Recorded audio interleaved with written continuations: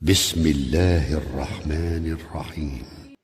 अस्सलामुअलैकुम friends, this is mister Bilal with you and welcome to my channel.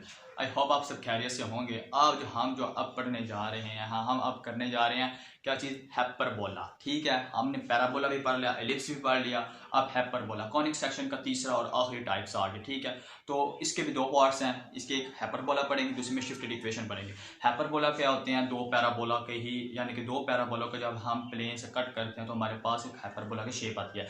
तो hyperbola, अब हम अगर इस कंसेप्ट को भी समझ गए तो ये बहुत कंपटीशन लेवल पर भी आपको बहुत हेल्प करेगा।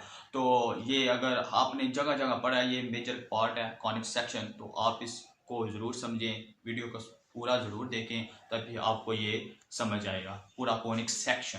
तो चलते हैं अपनी पेपर शीट की तरफ। पेपर शीट की तरफ जाने से अगर पहले आपने इस चैनल को सब्सक्राइब नहीं किया, आप सब्सक्राइब करें, लाइक करें, शेयर करें।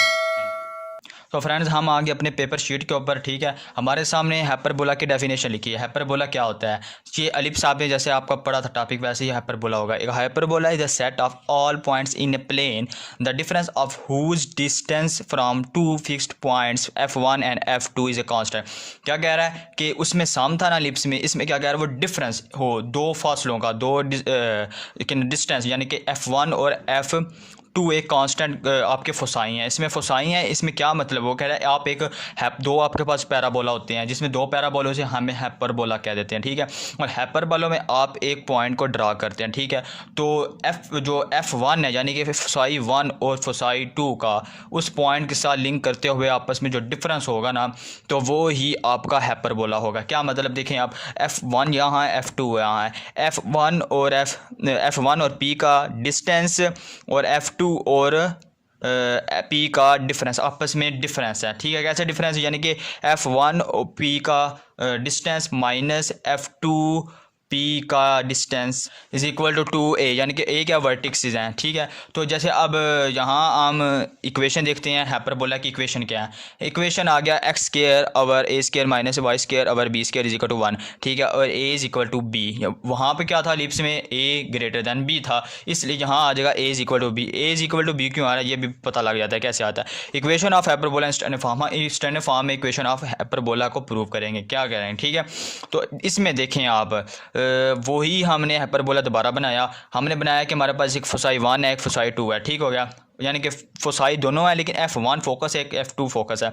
तो यहाँ हमने कोई पॉइंट हमने लेट कर लिया, सपोज कर लिया, कुछ भी कर लिया। ठीक है, तो इस चीज़ के कोऑर्डिनेट है x और y। तो इन यहाँ f1 का और p का डिस्टेंस, ये आपको नज़र आ रहा है, एक मिनट, ये आपको नज़र आया ना, p और f1 का डिस्टेंस माइनस आ गया pf2 is equal to 2a। ए क्या है, वर्टिसेस हैं, यहाँ पे एक वर्टिक्स है, यहाँ वर्टिक्स है। ठीक है, जिसके पॉइंट एक प्लस में एक माइनस में है, इसलिए। लेकिन इलिप्स में इस तरह नहीं था, इलिप्स में सिर्फ एक ही उसका सेंटर था। ठीक है, तो इसका भी सेंटर एक ही है, उसके भी वर्टिसेस दो ही बनते थे। तो इसी तरह सेम आ गई इक्वेशन, उसी तरह डेफिनेशन के मुताबिक हमने इसमें 3 पॉइंट हमारे पास आ गए। कौन कौन से आ गए, p आ गया, f1 आ गया, f2 आ गया। ठीक है, इसी तरह हमने उस क्या किया, इन दोनों का डिस्टेंस लिया, यानी कि चीज़ का डिस्टेंस फार्मूला हमें ऑलरेडी पता क्या होता है, तो x1 प्लस x2 का whole square plus y1 minus y2 का होल स्क्वायर पूरे का स्क्वायर, ये आपका क्या होता है, डिस्टेंस फार्मूला होता है। इसी तरह हमने यहाँ पर पहला डिस्टेंस फार्मूला लगाया। ठीक है, इसके अकॉर्डिंग पॉइंट्स को देखते हुए क्या लगाया, x प्लस सी का whole square plus y minus 0 का होल स्क्वायर पूरे का square root minus into x plus c का whole square plus y minus 0 का होल स्क्वायर पूरे का square root is equal to हमारे पास आ गया प्लस माइनस 2a। ठीक है, आपके पास ये चीज़ें आ गई। आप सोच रहे हैं अब ये डैशेज लाइन क्या है, डैशेज लाइन हमारे पास है एसिम्प्टोट्स, ये एसिम्प्टोट्स भी इसमें ज़रूर इंक्लूड होगा। ठीक है, तो इसकी डेफिनेशन आगे जाके पढ़ते हैं क्या होती हैं। ठीक है, तो ये जो एसिम्प्टोट्स है, इसे भी आगे जाके देखते हैं। ठीक है, एसिम्प्टोट्स आ गया। अब हम इस इक्वेशन को पहले एक बार पूरा कर लें, उसके बाद एसिम्प्टोट्स की बात करेंगे। Equation of parabola in standard. तो फ्रेंड्स, आपने जो पिछला पेज देखा उसी के अकॉर्डिंग हम आ गया पूरे का square root x plus c का होल स्क्वायर प्लस y का square is equal to 2a। ये कैसे आई, ये यहाँ पे जो माइनस में वैल्यू आ रही थी, हमारे पीछे क्या आ रही थी, माइनस में, उसे यहाँ उठाकर यहाँ ले, हमारे पास प्लस आ गई। तो ये हमने वही वैल्यू दोबारा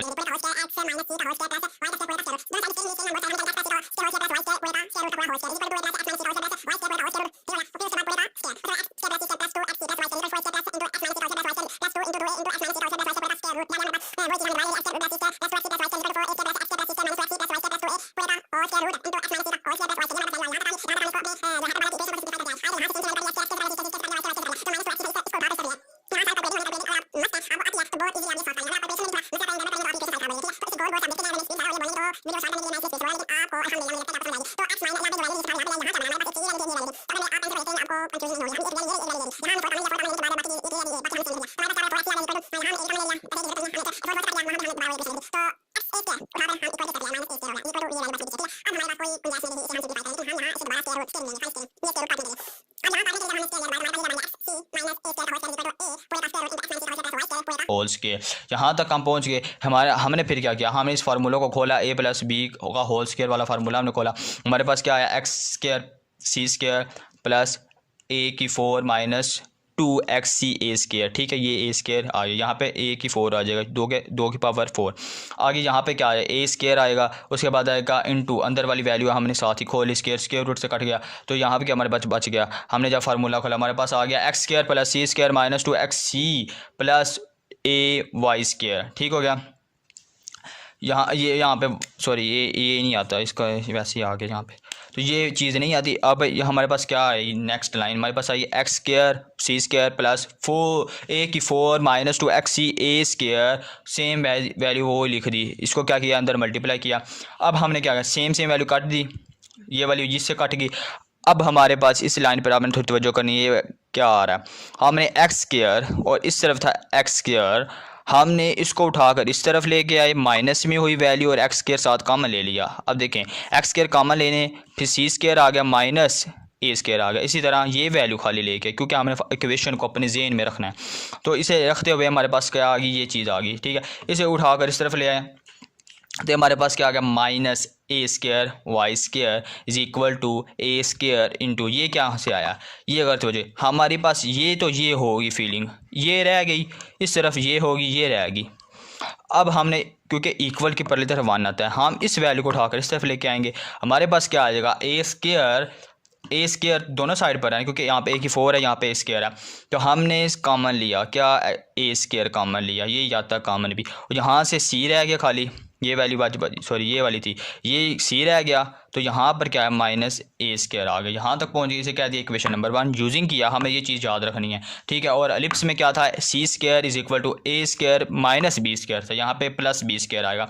अब यहाँ हमने क्या, हमें इस इक्वेशन के मुताबिक बनानी वैल्यू, हम बी स्केयर रहेंगे, ए स्केयर को उठाकर पहली तरफ लेकर माइनस में होगी वैल्यू, तो हमने ये पुट कर दी इसमें। जब इसे पुट किए तो सी स्केयर माइनस ए स्केयर किसके बराबर है, बी स्केयर के बराबर है, तो हमने उसकी जगह बी लिख दिया। यहाँ हमारे पास ए था ऑलरेडी, वही लिया, यहाँ हमने बी लिख दिया। ठीक हो गया, हमने डिवाइडिंग की ऑन बोथ साइड, किसी a square plus b into b square on both side. जब हमने ये लिखा, हम दोनों साइड पर हमें इसे डिवाइड किया, तो हमारे पास ये इक्वेशन बन गई। इस तरह जब आया हमारे पास, इसे हर जगह डिवाइड करने पर बी स्केयर से कट गया, ए स्केयर से कट गया, और बी स्केयर दोनों से कट गए, यहाँ पे 1 रह गया, यहाँ पे ये इक्वेशन बनी, ये आ गई इक्वेशन ऑफ पैराबोला।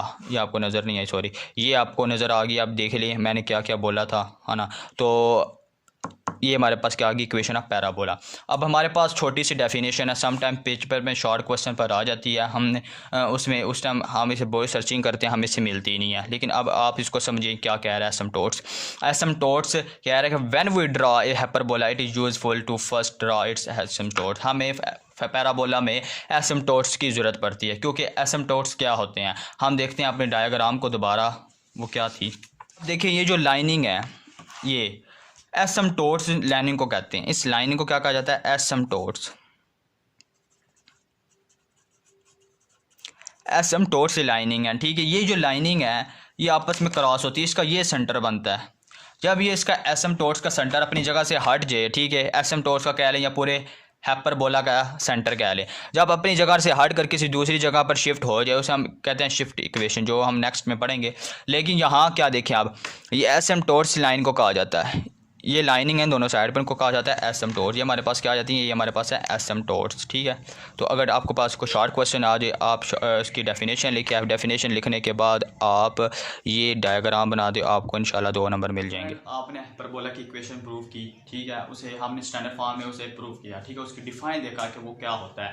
तो उसके बाद अगर इसकी समरी देख लें तो हमने क्या क्या किया, सबसे पहले हमने उसे डिफाइन किया, उसको फिर स्टैंडर्ड फॉर्म में प्रूव किया, उसकी इक्वेशन देखी। तो हम चलते हैं इसके नेक्स्ट पार्ट में, ठीक है। दूसरा पार्ट इसमें हम पढ़ेंगे अपनी शिफ्टेड इक्वेशन, ठीक है। शिफ्ट हमारा पैराबोला भी कहीं बार पॉइंट से एक्सिस से हटकर किसी और पॉइंट पर शिफ्ट हो जाता है, तो इसकी शिफ्टेड इक्वेशन देखेंगे, उससे आपको मजीद क्लियरफाई होगा, और वो हमारी लास्ट वीडियो होगी फोनिक सेक्शन।